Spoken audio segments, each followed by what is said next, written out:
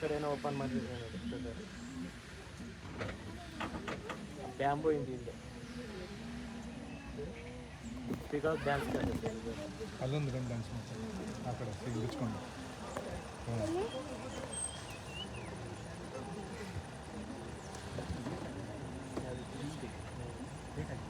ಅದು ಅಲ್ಲಿ ಅಡ್ಡ ಇದೆ ಅಷ್ಟೇ.